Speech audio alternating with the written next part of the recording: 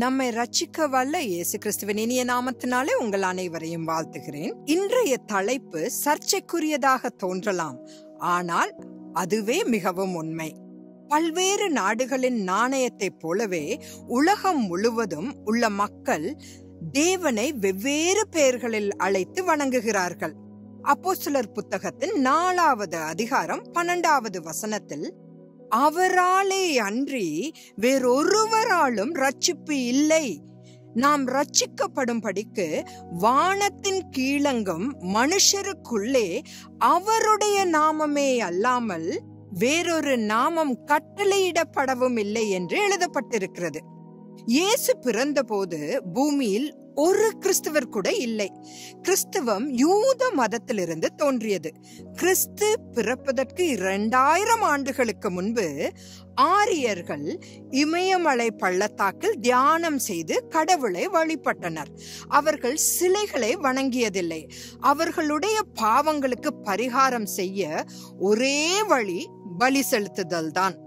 ஒரு சரியான பலிக்காக அவர்கள் விரும்பியது பெரும்பாலும் ஒரு ஆட்டுக்குட்டியை தான். ஏனெனில் அது தூய்மை, மென்மை மற்றும் அப்பாவித்தனத்தை குறிக்கிறது. தேவன் சிருஷ்டித்த எந்த மனிதனும் இந்த அளவு பரிசுத்தமாக வாழ முடியாது.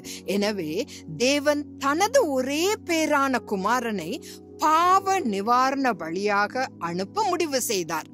கிறிஸ்து சிலுவையில் அறையப்படுவதற்கு முன்பு ஆயிரக்கணக்கான ஆண்டுகளில் மனிதன் செய்த அனைத்து பலிகளும் பிரஜாபதியின் கடைசி பலியை முன்னறிவித்தன. இயேசு கிறிஸ்து சிலுவையில் மரித்த பிறகு விலங்குகள் மற்றும் பறவைகள் பாவ மன்னிப்புக்காக பலி செலுத்தப்படுவதை ஒழித்தார். வேதாகமத்தில் உள்ள பழைய ஏற்பாடு இயேசு கிறிஸ்து 2 முறை இந்த உலகத்திற்கு வருவார் என்று தெளிவாக கணித்துள்ளது.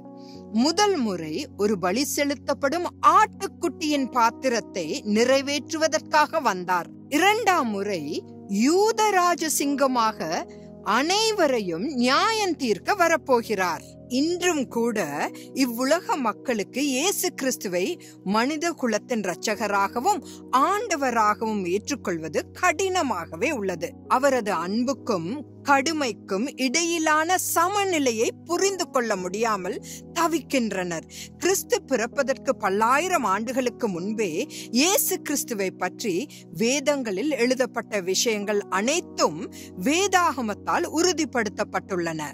இயேசு கிறிஸ்து மட்டுமே ஒரே பிரஜாபதி, தேவகுமாரன், அனைத்து மனித குலத்திற்கும் ஒரே ரட்சிப்பு. வேற எந்த பேரிலும் மனிதன் ரட்சிக்கப்பட முடியாது.